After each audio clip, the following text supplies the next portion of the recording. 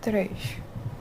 Estamos agora preparados para ouvir o conselho de Itakuan ao seu discípulo espadachim Yaku Tojima no Kami. O conselho de Itakuan consiste sobretudo em manter a mente em estado de fluência, pois, diz ele, quando ela se detém em algum ponto, isso significa que o fluxo está interrompido, e a interrupção é nociva ao bem-estar da mente. No caso do espadachim, significa a morte. O martiz afetivo escurece o espelho do prana primário do homem, e a deliberação intelectual lhe obstrui a atividade nativa. O prana que Itakuan denomina o imóvel prana é o agente diretor de todos os nossos movimentos, assim interiores como exteriores. E quando obstruído, a mente consciente se embaraça. E a espada, desatendendo a nativa, livre e espontânea atividade diretora do imóvel prana, que corresponde ao nosso inconsciente, passa a obedecer à habilidade técnica conscientemente adquirida da arte. O prana é o motor imóvel que opera inconscientemente no campo da consciência. Quando o esgrimador enfrenta o adversário, não deve pensar no adversário, nem em si mesmo, nem nos movimentos da espada do inimigo.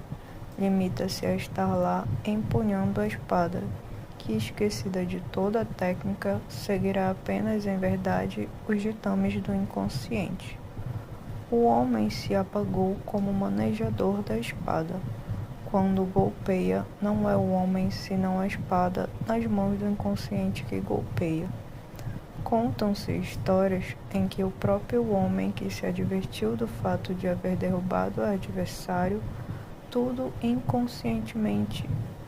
Em muitos casos, o funcionamento do inconsciente é simplesmente milagroso. Permita-me dar um exemplo: Os Magníficos Sete. Existe um filme do cinema japonês recentemente exibido às plateias norte-americanas, que apresenta uma cena em que se submetem os samurais desempregados a uma prova destinada a experimentar-lhes a perícia no manejo da espada.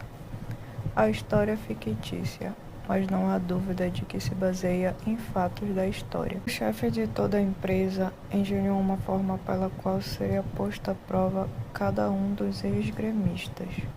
Colocou um jovem da aldeia atrás do pórtico pela qual teria de passar quem quer que adentrasse o edifício. Assim que um samurai tentasse cruzar o limiar, o jovem lhe vibraria um golpe com uma vara para ver como procedia o recém-chegado. O primeiro, surpreendido, recebeu a varada, que se abateu em cheio sobre ele. Não conseguiu passar pelo teste. O segundo furtou-se ao golpe e, em revide, golpeou o rapaz. Não o julgaram suficientemente bom para passar.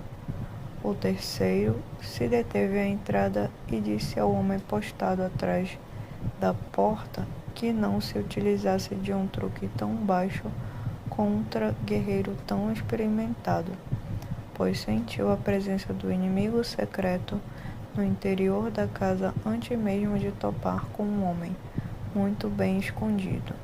Isto se devia à longa experiência adquirida pelo samurai naqueles dias tumultuosos, e ele se mostrou assim candidato qualificado para a obra, que devia ser levada a cabo na aldeia. Este sentir a presença do inimigo não visto parece haver se desenvolvido entre os espadachins, a um grau notabilíssimo de eficiência naqueles tempos feudais, em que o samurai precisava estar de sobreaviso em toda situação possível que se lhe antolhasse na vida cotidiana. Mesmo dormindo, estava preparado para enfrentar um acontecimento desfavorável. Não sei se tal sentido poderia denominar-se sexto sentido, ou uma espécie de telepatia, caindo, portanto, no domínio da chamada parapsicologia. Uma coisa ao menos desejo mencionar. é que os filósofos do manejo da espada atribuem esse sentido adquirido pelo esgrimidor ao trabalho do inconsciente, despertado quando ele atinge um estado de desprendimento de não-mente. Dizem eles que o homem treinado no mais alto grau da arte já não tem a consciência relativa comum, em que percebe estar empenhado na luta de vida ou morte, pois quando ocorre esse treinamento, sua mente é como um espelho em que se refletem os pensamentos que passam pela mente do adversário, e ele sabe incontinente onde e como golpeá-lo. Para sermos exatos, não se trata de conhecimento, mas de intuição, que se verifica no inconsciente. Sua espada se move mecanicamente, por assim dizer, sozinha contra um oponente que não consegue defender-se, porque ela cai sobre o lugar que o oponente não está defendendo. Diz-se assim que o inconsciente do duelista é o resultado do desprendimento e que, estando de acordo com a razão do céu e da terra, põe abaixo tudo que é contrário a essa razão. A vitória na corrida ou no duelo de perícias no manejo da espada não sorri ao mais rápido, nem ao mais forte, nem ao mais habilidoso, mas àquele cuja mente é pura e desprendida. Se aceitamos ou não essa interpretação é outro caso.